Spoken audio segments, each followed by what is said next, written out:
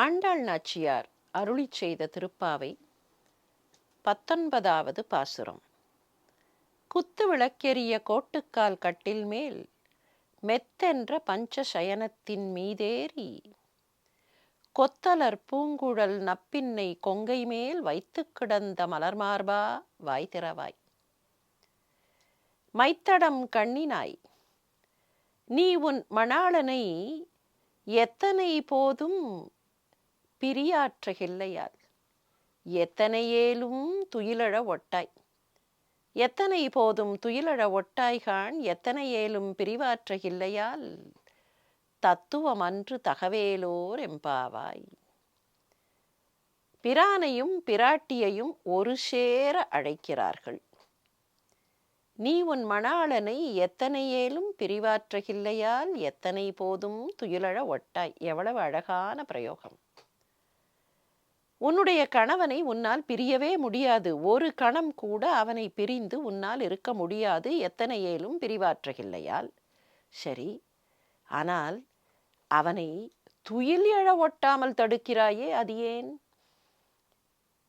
முதலில் துயில் எழுவதை சொல்லுகிறார்கள். ஆனால் அவர்கள் கேட்பது முதலில் உன்னால் பிரிய முடியாது, அது போனால் போகட்டும், அவனை எங்களோடு அனுப்பு என்று நாங்கள் கேட்கிறோம். உன்னால் பிரிய முடியாது, போய்விட்டு போகட்டும். அவனை குறைந்தபட்சம் துயில் எழுப்பி எங்களை பார்ப்பதற்கு அனுப்பலாம் இல்லையா? பிரானை கூப்பிடுகிறார்கள். நீ எப்படி தெரியுமா கண்ணா? குத்து விளக்கெரிய கோட்டுக்கால் கட்டில் மேல் மெத்தென்ற பஞ்ச சயனத்தின் மீதேறி. அங்கே கண்ணனுடைய கட்டில் இருக்கிறது. அந்த அறையில் குத்து விளக்கு எரிந்து கொண்டிருக்கிறது. கட்டில் எப்படிப்பட்ட கட்டில்? யானை தந்தங்கள் கால்களாக கொண்ட கட்டில். அந்த கோட்டுக்கால் கட்டில் மீது உயரமாக அந்த உயரத்தில் கண்ணன் உறங்கிக் கொண்டிருக்கிறான். பக்கத்தில் நப்பின்னையை ஆலிங்கனம் செய்து கொண்டே உறங்குகிறான். வைத்து கிடந்த மலர் மார்பா, உன்னுடைய மார்பு நப்பின்னையை ஆலிங்கனம் செய்து கொண்டிருக்கிறதே, நப்பின்னையோடு இருக்கிறாயே, ஒரு சின்ன பொறாமை இந்த பெண்களுக்கு. கண்ணா, உன்னை தேடி நாங்கள் வந்திருக்கிறோம். நப்பின்னை கொடுத்து வைத்தவள் உன்னை பெற்று விட்டாள். நப்பின்னைக்கு அவன் கிடைத்து விட்டானே, நாங்களும் அதுபோல சிறுமிகள் தானே, எங்களுக்கு கண்ணன் இல்லையா என்கிற அந்த ஆற்றாமையில் இவர்கள் அழைக்கிறார்கள். நப்பின்னை மீது அவர்களுக்கு சின்ன பொறாமை வருகிறது. இருந்தாலும் கூட தங்களையே அமைதிப்படுத்திக் கொள்கிறார்கள். ஏனென்றால் இந்த பொறாமையில் நாங்கள் ஏதாவது நப்பின்னையை சொல்லிவிட்டால் கண்ணனுக்கு கோபம் வந்துவிடும். கண்ணன் எங்களுக்கு வேண்டும், நப்பின்னையும் இருக்கட்டும், பரவாயில்லை. அந்த கண்ணனை அழைத்தவர்கள் நப்பின்னையையும் அழைக்கிறார்கள். சொல்லிவிட்டு நப்பின்னையிடத்தில் ஒன்று குறிப்பிட்டார்கள். உனக்கு தத்துவம் அன்று, இது தகவும் அன்று. நப்பின்னை நங்காய், அவனை நீ அனுப்ப மாட்டாய், அவனை உன்னால் பிரிய முடியாது. ஆனால் நாங்கள் என்ன கேட்கிறோம் தெரியுமா? அவனை நீ பிரிய வேண்டாம், அவனை எங்களிடத்தில் ஆற்றுப்படுத்து, நீயே அந்த கருணையை எங்களுக்கு வழங்கு. தத்துவம் அன்று, தகவு அன்று. இப்போது நப்பின்னைக்கு 2 வகையான பொறுப்புகள் இருக்கின்றன. எப்படி அது? அவள் நப்பின்னை நங்கை, பட்டத்தரசி. அந்த பட்டத்தரசிக்கு என்று சில பொறுப்புகள் உண்டு, ரெஸ்பான்சிபிலிட்டிஸ் அண்ட் ஆனர். இயல்பாகவே தாயாராக பிராட்டியாக இருப்பவள் நம் மீது கருணை கொண்டவள். நாங்கள் வந்து கேட்டால் எங்கள் மீது கருணையில் நீ எதையும் கொடுப்பாய், அப்படிப்பட்டவள். உனக்காக இருக்கக்கூடிய பொறுப்பு, உனக்கு இருக்கக்கூடிய காருண்யம். இன்னொரு பக்கத்தில் இப்போது நீ என்ன தெரியுமா? கண்ணனுடைய தர்மபத்தினி. எனவே கண்ணனுடைய தர்மபத்தினி என்கிற முறையிலேயும் நீ எங்களுக்கு அருள் தர வேண்டும். தனியாக தாயார் என்கிற முறையிலேயும் அருள் தர வேண்டும். கண்ணனுடைய தர்மபத்தினி என்றும் அருள் தர வேண்டும். ஒன்று உன்னுடைய தத்துவம். தத்துவம் என்றால் உள்ளே இருக்கிற உண்மை, உன்னுடைய தனி நிலை, உன்னுடைய உண்மை, the inherent quality in you. வந்து கேட்பவர்களுக்கு கருணையை காட்டுவது. தகவு, நீ இருக்கிற இடத்திற்கான தகவு. The position that you occupy, கண்ணனுடைய தர்மபத்தினி என்கிற அந்த பொசிஷன், அந்த பொசிஷனுக்கு ஏற்றது என்ன? அது தகவு. நீ தத்துவமாகவும் எங்களுக்கு அருள் தர வேண்டும், தகவாகவும் எங்களுக்கு அருள் தர வேண்டும். 2 வகையிலே நீ எங்களுக்கு அருள வேண்டும். ஆனால் நீ இப்போது அவனை ஆலிங்கனம் செய்து கொண்டு கிடக்கிறாயே, நாங்கள் அதிகாலை பொழுதில் பனி தலை வீழ வந்து நிற்கிறோமே, உனக்கு புரியவில்லையா?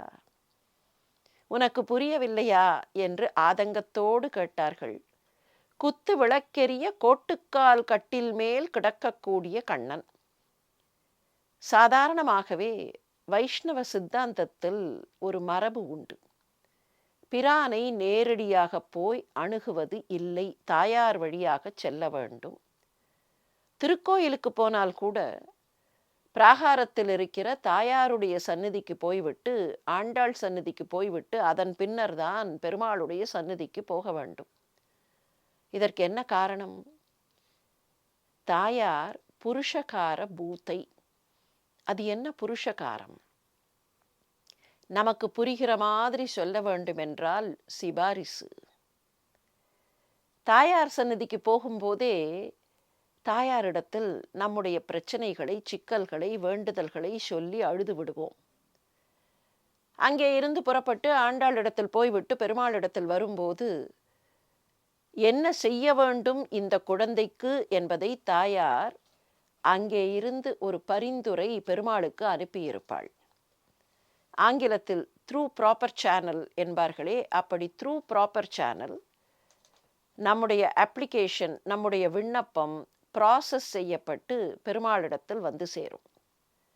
புருஷகாரம் என்கிற சொல்லுக்கு சக்தியை தருபவள் என்று பொருள். பௌருஷம் என்றால் ஆற்றல். அந்த பௌருஷம்தான் புருஷன் என்று மாறி வருகிறது. யாருக்கு ஆற்றல் இருக்கிறதோ அவர் பௌருஷம் கொண்டவர். எனவே அவள் என்ன செய்கிறாள்? இந்த குழந்தைக்கு இப்படி அருள வேண்டும் என்கிற ஆற்றலை பெருமாளுக்கு அவள்தான் கொடுக்கிறாள். ஆகவேதான் நப்பின்னையை இவர்கள் அழைக்கிறார்கள். பஞ்சசயனம் வைஷ்ணவ சித்தாந்தத்தின் மிக முக்கியமான ஒரு துல்லிய குறிப்பு இந்த பஞ்சசயனம் என்கிற சொல்லில் அடங்கியிருக்கிறது. 5 என்று பொருள். பஞ்சம் என்றால் 5 வகையான பொருட்களால் கட்டில் மெத்தையை அமைக்கலாம். பருத்தி, இலவம்பஞ்சு, பட்டு, மலர்கள், துளிர்கள். 5 வகையான தன்மைகள் அந்த கட்டிலுக்கு இருக்க வேண்டும். வெண்மை, தூய்மை, அழகு, மென்மை, நறுமணம். இது தவிர இந்த உயிர் எதை புரிந்து கொள்ள வேண்டும்? 5 விஷயங்களை புரிந்து கொள்ள வேண்டும். எல்லாவற்றிலும் தெய்வம்தான் உயர்வு, அந்த மிக்க உயர் நிலையை புரிந்து கொள்ள வேண்டும். ஒன்றுமே இல்லாமல் கீழே கிடக்கிற இந்த உயிர் நிலையை, மெய்யாம் உயிர் நிலையை புரிய வேண்டும். இந்த உயிர் அந்த இறைவனை அடைய வேண்டும் என்கிற அந்த உபாயத்தை புரிய வேண்டும். போகிற அந்த பாதை, அந்த உபாயம் தடைபடுவதற்கு இந்த உயிரின் கர்ம வினைகள் காரணம் என்கிற விரோதி நிலையை புரிய வேண்டும். கடைசியில் முக்தி ஸ்வரூபம், மோக்ஷஸ்வரூபம் என்று அந்த இறைவனுடைய காலடியில் போய் கலந்து விட வேண்டும் என்பது புரிய வேண்டும். இந்த 5ஐயும் சேர்த்துதான் அர்த்த பஞ்சக ஞானம் என்பார்கள். அந்த அர்த்த பஞ்சக ஞானத்தை விளக்குகிற, நினைவூட்டுகிற திருப்பாசுரம் இந்த பாசுரம். இறைவனை எண்ணுவோம். மிக்க இறை நிலையை உணர்ந்து கொண்டால் அந்த முக்தி ஸ்வரூபம் எல்லோருக்கும் கிட்டும்.